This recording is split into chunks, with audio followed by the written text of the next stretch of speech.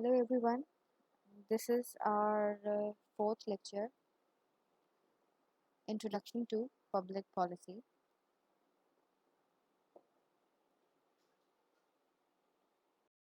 We're going to study internal corporate governance control. Internal corporate governance control monitors activities and then take corrective actions to accomplish organizational goals. For example, it includes monitoring by the Board of Directors. The Board of Directors, with its legal authority to hire or fire any, compensate top management, safeguard, invest capital. Regular board meetings allow potential problems to be identified, discussed, and avoided. Non executive directors are thought to be more independent. They may not always result in more effective corporate governance, and they may not increase performance. Different board structures are optimal for different firms. Moreover, the ability of the board to monitor the firm's executive is a function of its access to information. Executive director possesses superior knowledge of the decision-making process and therefore evaluate top management on the basis of the quality of its decision that leads to financial performance outcomes. It could be argued, therefore, that executive director looks beyond the financial criteria, internal control procedure, and internal auditors. Internal control procedures are the policies implemented by an entity's board of directors, audit committee, management, and other personnel to provide reasonable arguments of the entity achieving its objectives related to reliable financial reporting, cooperating efficiently, and compliance with law and regulation.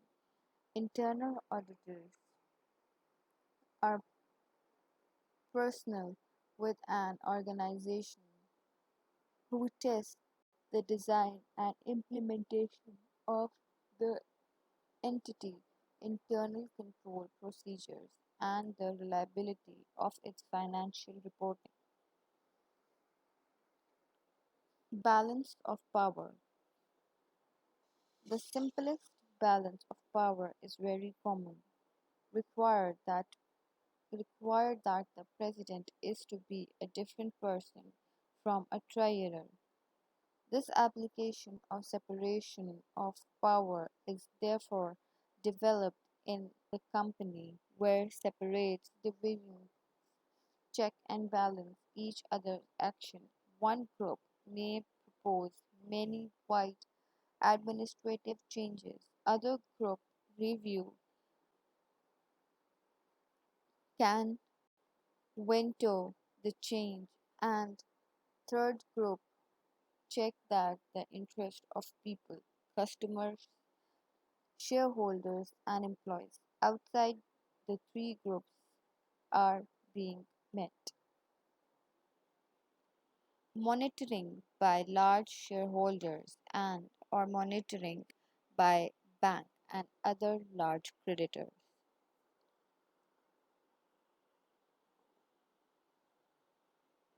Given their large investment in the firm, these stakeholders have the incentives combined with the right degree of control and power to monitor the management. In publicly traded U.S.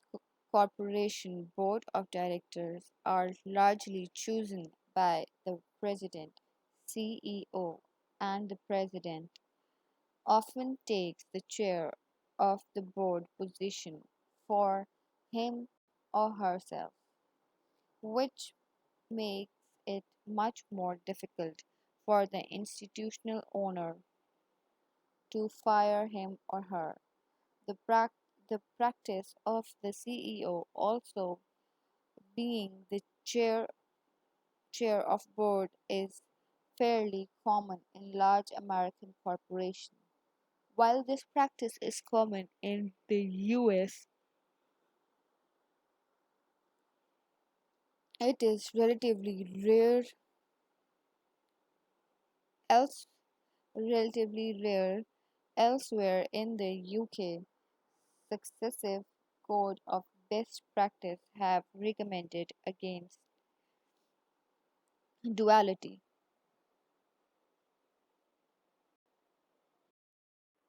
External corporate governance control. External corporate governance controls economic paths, the control external stakeholder exercise over the organization. The example includes competition, debate, convenient, demand for for an for and assessment of performance information, government regulation, managerial label, media pressure, takeovers, and proxy firms.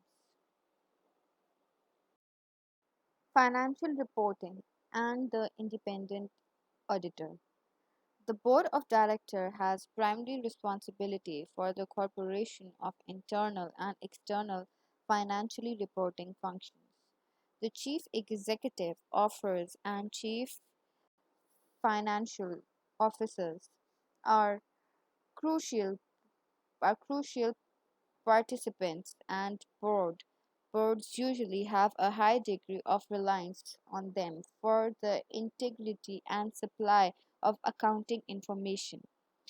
These oversee the internal accounting system and are dependent on corporation's accountant and internal auditor.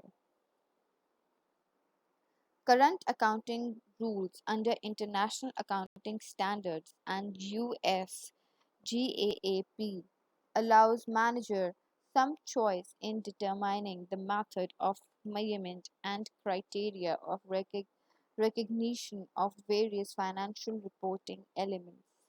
The potential exercise of this choice to improve apparent performance increases the information risk for users. Financial reporting fraud, including non disclosure and deliberate falsification of values, also contributes to users' information risk. To reduce this risk and to enhance the perceived integrity of financial reports, corporation financial reports must be audited by an independent external auditor who issues a report that accompanies the financial statement. One area of concern is whether the auditing firm acts as both the independent auditor and management consultant to the firm they are auditing. This may result in a conflict of interest which places the integrity of financial reports in doubt due to client pressure to appease management.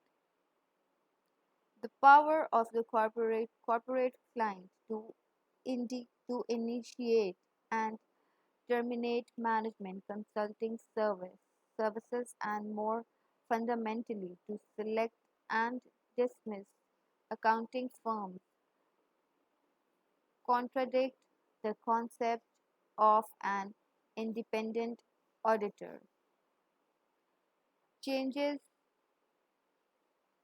enacted in the United States in the form of Sarbanes-Oxley Act prohib- prohibit accounting firms from providing both auditing and management consulting services. Similarly, provisions are in place under Clause 49 of Standard Listing Agreement in India. Systematic problems. Demand for information. In order to influence the director, the stakeholders must combine with others to form a voting group which can pose a real threat of carrying resolutions or appointing directors at a general meeting.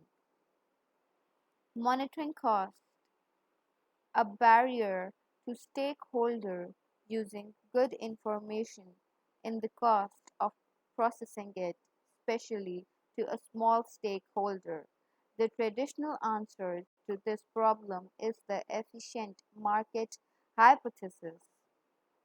In finance, the efficient market hypothesis asserts the financial markets are efficient, which suggests that the small shareholder will free ride on the judgments of large professional investors. Supply of accounting information. Financial accounts form a crucial link in enabling provides of finance to monitor directors.